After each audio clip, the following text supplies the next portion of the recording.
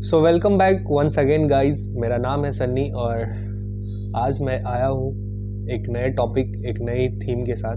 Video काफ़ी दिन बाद आ रही है चैनल पे, तो उसके बारे में बाद में बात करेंगे। सो आज का टॉपिक थंबनेल से पता चल गया होगा आपको कि क्या होने वाला है। बेसिकली आज हम सीए फाउंडेशन के रजिस्ट्रेशन, डॉक्यूमेंट जो रिक्वायर्ड होती है उनमें, और फ़ी, तीनों के बारे में एक साथ बात करेंगे एक ही वीडियो में। तो चलिए बिना किसी देरी के शुरू करते हैं।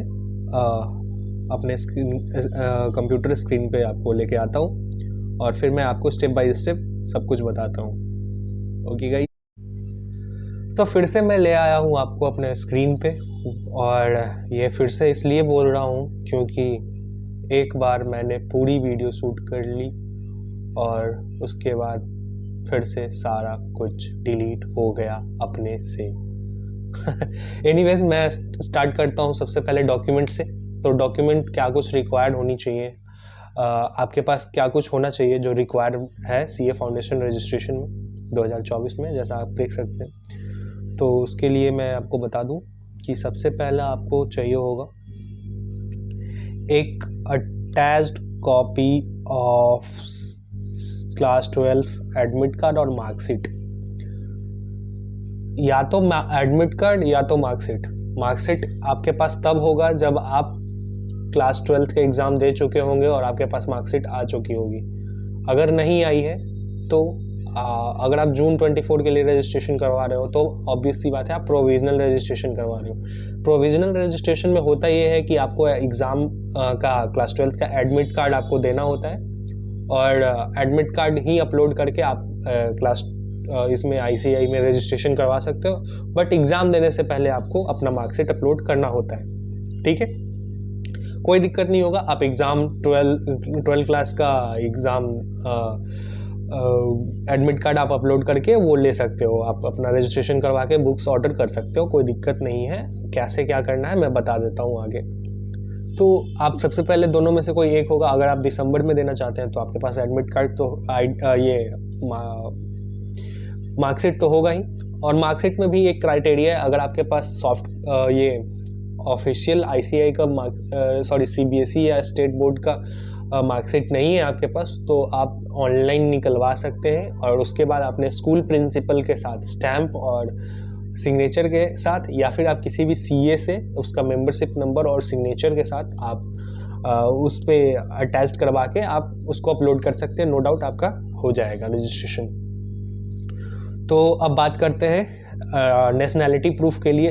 अगर आप फॉरेनर हैं, आप फॉरेन कैंडिडेट हैं, मतलब कि बाहर से आप आईसीआई करना चाहते हैं, जो कि मोस्ट ऑफ द लोग नहीं होंगे, वो ऐसे आपको कोई काम का चीज़ है नहीं, तो उसका नेशनैलिटी प्रूफ देना होता है। ठीक है, अब बात करते हैं थर्ड इम्पॉर्टेंट चीज़, जो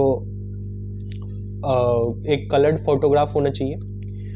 एक रीसेंट फोटोग्राफ अपना खुद का with white background.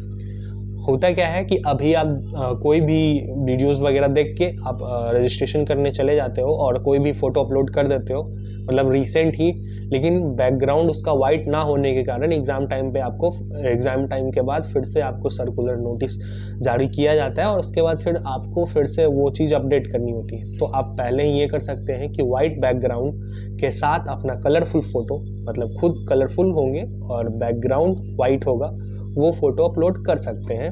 Size 20 to 50 KB, इससे ज़्यादा नहीं होना चाहिए। स्कैन करके आप अपलोड कर देना। चलो अब मैं बात करता हूँ अटैच्ड। अगर आप कास्ट सर्टिफिकेट अपलोड करना चाहते हैं स्पेशल कैटेगरी जैसे ST SC OBC, इन सभी लोगों के लिए, तो आप ये कर सकते हैं। बट मैं तो नहीं बोलूँगा कि आप इसमें भी कास्ट सर्टिफिकेट अपलोड करो, ये टोटली ऑप्शनल है। अगर आप करना चाहें तो कर सकते हैं, मुझे कुछ खास बेनिफिट इसका लगा नहीं। अब बात करते हैं next, attached copy of class 10th examination admit card और certificate showing name and date of birth. मतलब आप क्लास 10th का एडमिट कार्ड भी लगा सकते हैं और क्लास 10th का मार्कशीट भी लगा सकते हैं। तो क्लास 10th का एडमिट कार्ड आप क्यों लगाओगे जब आपके पास आप 12th में हो और आपके पास मार्कशीट ऑब्वियसली आ गई होगी। तो आप एडमिट कार्ड लगा देना, सॉरी मार्कशीट लगा देना क्लास 10th का, जिसमें आपका डेट ऑफ बर्थ होता है। क्लास 12th के मार्कशीट में डेट ऑफ बर्थ नहीं होता है जनरली, इसीलिए क्लास 10th का मार्कशीट लगा देना और उसमें आप as a date of birth proof आप वो लगा सकते हो और क्लास 10th का ही मार्कशीट अपलोड कर देना, ठीक है। अब बात करते हैं नेक्स्ट, जो कि आपका आगे का पहचान होने वाला है आफ्टर बिकमिंग चार्टर्ड अकाउंटेंट। आपका वो चीज़ जो आप सबसे बड़ा आपका कह सकते हैं कि हथियार होगा, पावरफुल वेपन होगा, जिसका नाम है आपका खुद का सिग्नेचर। तो आपका एक खुद का सिग्नेचर वाइट पेज पे ब्लैक पेन से किया हुआ होना चाहिए, 10 से 20 KB तक उसका फाइल साइज होना चाहिए और वो अपलोड करना है। और हाँ, ये साइन पूरा नीट एंड क्लीन प्रॉपर होनी चाहिए और इस रेक्टेंगुलर शेप में, आई मीन पेज रेक्टेंगुलर होना चाहिए और उसके अंदर सिग्नेचर करके स्कैन करके अपलोड करना है, ठीक है। अब मैं बात करता हूँ फी स्ट्रक्चर के बारे में। फी स्ट्रक्चर आपका यही है, आपका प्रोस्पेक्टस कॉस्ट जो है वो 200 रुपये है, जो कि आप देख सकते हो। ये आपका मैंडेटरी है, आपको करना ही पड़ेगा, but I don't know why. बाकी CA फाउंडेशन रजिस्ट्रेशन फ़ी है जो आप ये देख सकते हो, 9,000 रुपये। इस 9,000 में आपका बुक्स बुक्स आपका इंक्लूडेड है, इसमें एक्स्ट्रा कोई भी चार्ज बुक्स का देना नहीं है आपको। आप जैसे ही रजिस्ट्रेशन कंप्लीट करोगे उसके 2-3 दिन या 5 दिन बाद आपको कंफर्मेशन मेल आ जाएगा कि आपका रजिस्ट्रेशन कंप्लीट हो चुका है वेरिफिकेशन के बाद, और उसके 5-7 दिन के बाद आपको ICAI CDS करके एक ईमेल आएगा, उसमें आपका बुक ऑर्डर करने के लिए आपका ID और पासवर्ड होगा, वो लॉगिन करके आप बुक ऑर्डर कर सकते हैं। कैसे करना है मैं बता दूंगा। आगे का बात करें तो ये टोटली ऑप्शनल है। Subscription for members journal 1 year, ये 400 रुपये, ये टोटली ऑप्शनल है, आपको करने की कोई ज़रूरत नहीं है और ना ही करें तो बेहतर है। बाकी आपकी मर्जी, आप कर चाहो तो कर सकते हो। हाँ, उसके बाद लेटर ऑन आपको 1500 रुपये एग्ज़ाम फ़ी के लगेंगे, जो कि ICAI एग्ज़ाम जब आप CA फाउंडेशन का देने जाओगे तो उसके पहले एग्ज़ाम फॉर्म फिलअप होता है, वहाँ पे आपके 1500 रुपये लगेंगे। वो हर अटेम्प्ट के साथ इतना पैसा लगेगा और अभी करेंटली 1500 ही है, आगे चेंज होता है तो मैं अपडेट कर दूंगा, कोई बड़ी बात नहीं है, ठीक है। अब एट लास्ट आते हैं अपने फर्स्ट स्लाइड पे कि रजिस्ट्रेशन करना कैसे है। तो सबसे पहले आप ICAI साइट पे जाना, ICAI किसी भी सर्च इंजन पे जैसे क्रोम, या मैं तो अभी टेम्पररी ये यूज कर रहा हूँ माइक्रोसॉफ्ट का जो है सर्च इंजन, उस पर। तो वहाँ पे आप सिंपल ICAI सर्च कर लेना या CA सर्च कर लेना, आपको फर्स्ट साइट आएगा the institute of chartered accountant of India, उस पर क्लिक करके होम पेज पे आप चले जाओगे, ठीक है। होम पेज पे जाने के बाद आप सबसे ऑप्शन CDS के बाद जो examination ICAI TB photo gallery ये सब है, ये अभी आपके कोई किसी भी काम के नहीं है। नेक्स्ट आप सेल्फ सर्विस पोर्टल पे आना।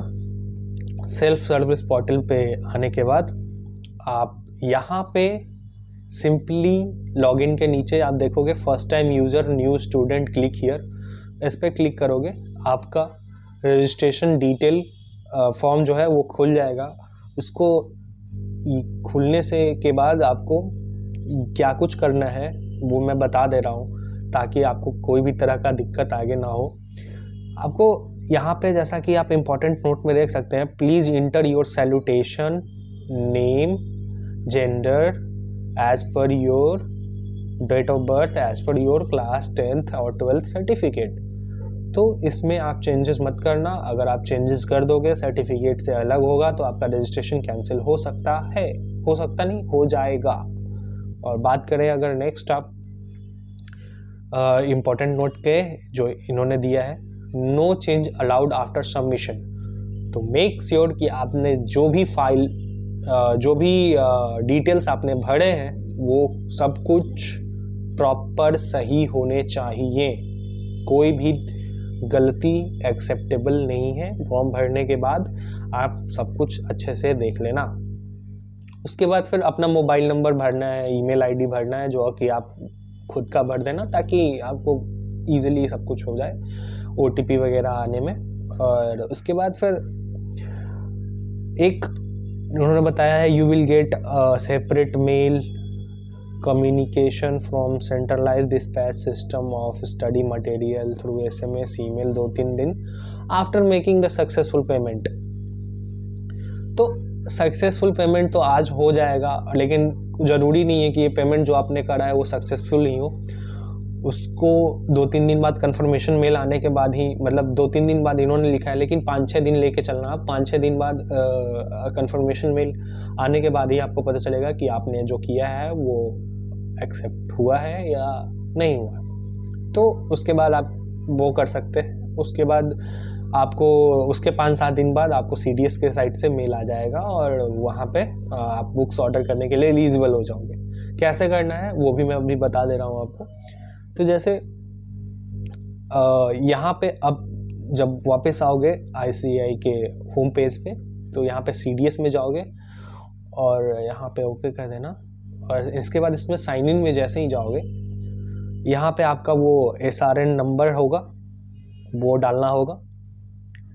उसके बाद डेट ऑफ बर्थ जो आपका अपना होगा वही आपका पासवर्ड होगा। उसके बाद ये कैप्चा फिल करके साइन इन कर लेना है, हो जाएगा।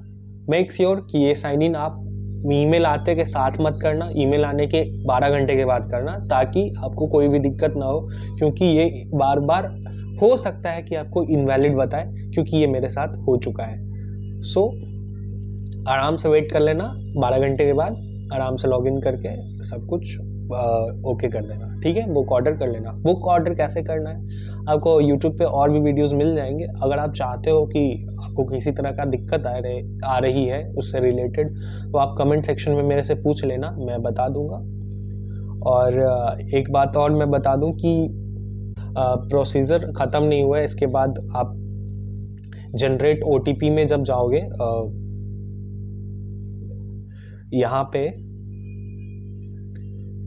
ये सारे कुछ फिलअप करने के बाद, हर कुछ ये सब करने के बाद, नंबर डालने के बाद जनरेट OTP में जाओगे। जनरेट OTP के जाने के बाद फिर आपको कैप्चा वगैरह फिल करना होगा। और उसके बाद फिर आप नेक्स्ट प्रोसीजर पे जाओगे और वहाँ से आपको आगे का डिटेल फिल करना होगा।